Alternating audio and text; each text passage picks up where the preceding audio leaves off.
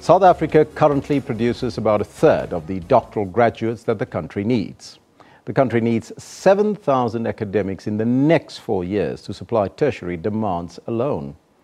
The Higher Education and Training Department says that financial strain on students is a major stumbling block. Now, for more on the story in our Pretoria studios, we are joined by the National Research Foundation Executive Director, Human and Infrastructure Capacity Development, Dr. Romilla Maharaj. A very good morning to you, Doctor, and welcome. Good morning. Now, except that the country needs about 7,000 academics in the next 4 years, which fields specifically are needed more by the country, by the economy itself? We have larger numbers of doctoral graduations in the social sciences and humanities. So in the last few years, we have focused largely on increasing the number of doctoral graduates in the science, engineering, technology fields.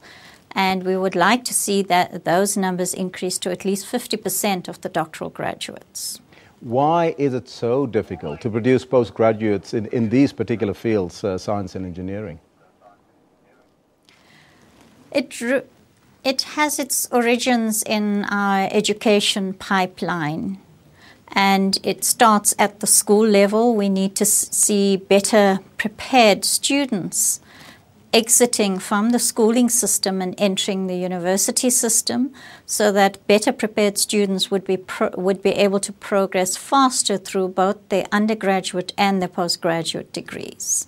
So we do need to address the issue at various stages in the pipeline. Of course, from the Department of Science and Technology and Higher Education and the National Research Foundation, we are focusing largely on the postgraduate training.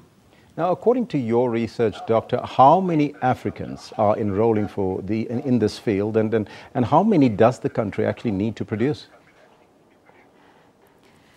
The NDP has set a target, you will see, of increasing the number of doctoral graduations significantly by the year 2030. We started from a very low base about 10 years ago of 27 PhD graduations per million population, and we have been making progress. We now have about 39 PhD graduates per million population. So we are making great strides in this area. The challenge is in attracting larger numbers of particularly African women into postgraduate studies. We tend to see an attrition or a leaky pipeline of Black and African students in particular as we progress to the higher postgraduate levels. So at the lower postgraduate level, at the honors level, we're able to attract larger numbers of students. We're able to meet our targets of, as NRF, DST, supporting 80% Black students. As we get to the PhD level, the numbers drop to about 60%. Now, how is the National Research Foundation making sure that more Black academics are produced in the country? We have a history in our country in that not all the universities were established to train postgraduates and to undertake research. So we have a huge backlog in terms of transformation of the higher education sector. We started with a very low base of about 1/3 of academics having PhDs, which limited our capacity to train. And our NDP target is to have 75% of academics having PhDs. This would increase our supervisory capacity. We do have some very directed programs, and one of the programs we have is called the Tutuka program, and it specifically looks at supporting academics that are already employed at the universities to obtain their PhDs, or once they've gotten their PhDs, to strengthen their research portfolio. And again, we have a target of 80% Black and 50 to 60% women, but we've found that white females have been the larger beneficiaries, and we need to understand what are the socioeconomic and structural barriers that are preventing us from achieving the kinds of numbers we need to achieve when it comes to black women in particular. Now let's talk about those socioeconomic barriers, because except that a few Africans are rolling for these key programs, most of them are raising the lack of finance as a major stumbling block. If that is true, how are you addressing that challenge? Well, over the past 5 years, we've almost doubled the investment in postgraduate training. Over the past 5 years, we've also increased the number of graduates, as I've said earlier. We've also been increasing the values of the bursaries. On average, over the past 5 years, there's been about a 15% increase in the value of the bursary. We started with a very low values for bursary levels. About 6 years ago, an honours bursary was set at about 8,000 rand. We significantly increased that. It's now about 30,000 rand. Ideally, we'd like to get to a situation where a student would be able to pay his or her fees, boarding and lodging, and not have to do any part-time studies in order to supplement their bursaries. Now, what are your other initiatives that you have to make sure that more and more Africans are really, registering for these postgraduate programs?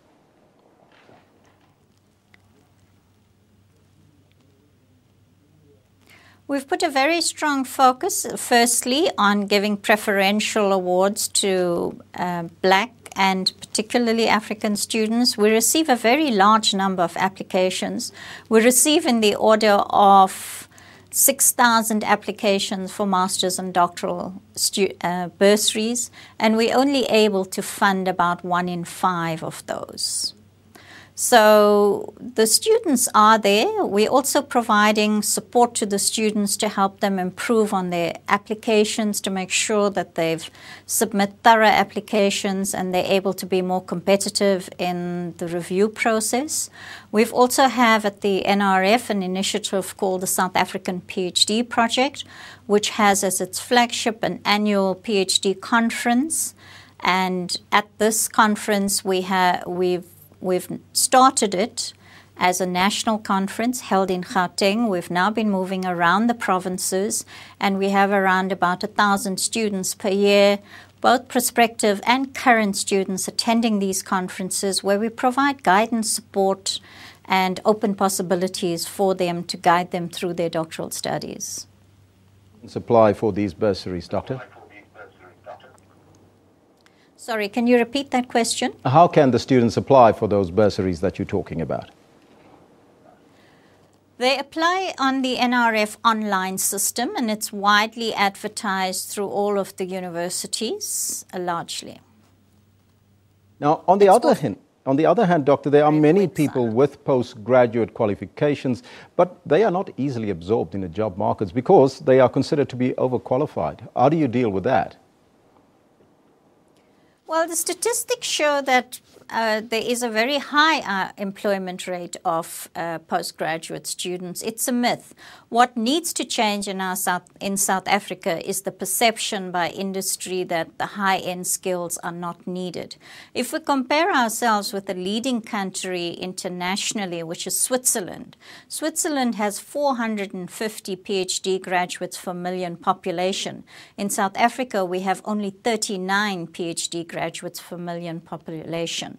And one of the indicators for R&D in a country, for research and innovation in a country, is the number of high-end skills. So historically, the majority of the population have not been encouraged to obtain tertiary education, let alone postgraduate training. So our industries have not also moved with the time. If we look again internationally, it is countries such as India, Brazil, China that have invested heavily in high-end skills that have been able to advance in their research and development and R&D initiatives. And then finally, Doctor, your advice to postgraduate students out there?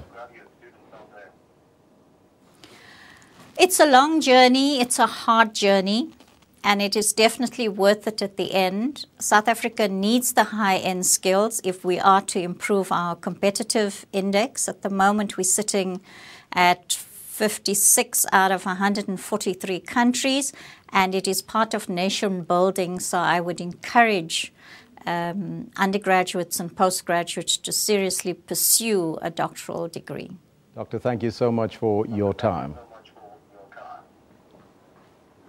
And that was Dr. Romilla Maharaj, the NRF Executive Director, Human and Infrastructure Capacity Development, chatting to us about the scarcity of postgraduates in the country, and of course especially looking at those areas of science and technology and engineering.